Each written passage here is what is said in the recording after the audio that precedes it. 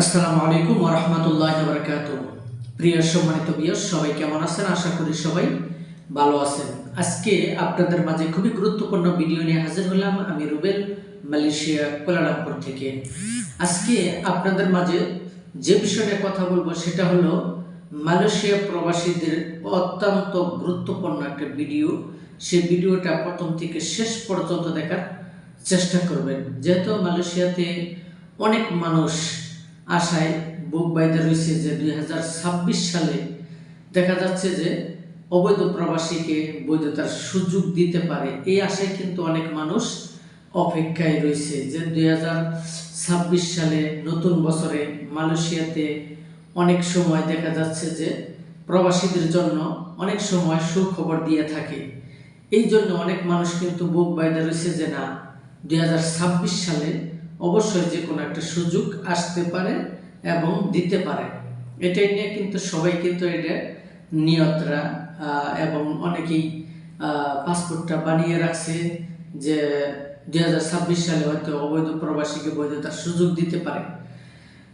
এটা আসলে আপনার ওই রকম ধারণা আসলে ভুল। যেহেতু মালয়েশিয়াতে সামনে নির্বাচন, মালয়েশিয়াতে আর 1 বছর পর নির্বাচন আসতেছে। সেই নির্বাচন ঘিরেই কিন্তু একটা মানুষ তারা প্রস্তুতি নেয়।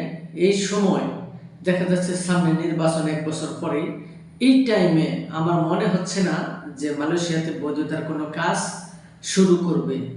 এই কারণে আপনারা যারা আশা করে বসে রয়েছেন যে মালয়েশিয়াতে বৈধতার সুযোগ দিবে, এটা আসলে মালয়েশিয়াতে যখন তখন আসলে সুযোগ দেয় না। যেহেতু মালয়েশিয়াতে যখন সরকার চেঞ্জ হয় আর কি, মানে এক সরকার যে আরেক সরকার যখন গঠন হয়, তখন যদি কোনো অবৈধ প্রবাসীকে বৈধতার সুযোগ দিয়ে থাকে। এই কারণে দেখা যাচ্ছে যে অনেক প্রবাসীরা বৈধতার সুযোগ পায় এবং মালয়েশিয়াতে বেশিরভাগ অবৈধরাই বৈধ হতে পারে।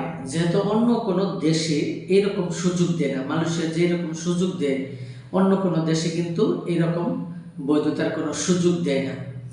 এই কারণে মালয়েশিয়াতে আমার একটু ভালো লাগে। যেহেতু মালয়েশিয়া একটু পছন্দ লাগে যে যত কিছু নিয়ম কারণ আছে, তারপরেও 5 বছরের ভিতরে 1বার 2বার করে বৈধতার সুযোগ দেয় যে অবৈধ থাকা যাবে না, বৈধতা হয়েই মালয়েশিয়াতে থাকা লাগবে। যেহেতু নতুন বছর আসতেছে, সামনে নির্বাচন, এই মুহূর্তে আমার মনে হয় না যে কোনো সংবাদ আসবে।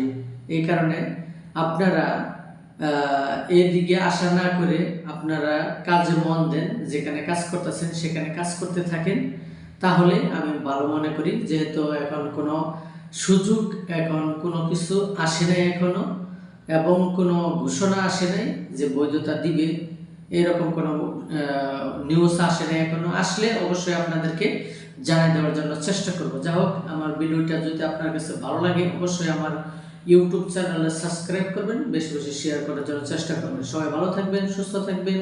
খুদা হাফেজ। আসসালামু আলাইকুম।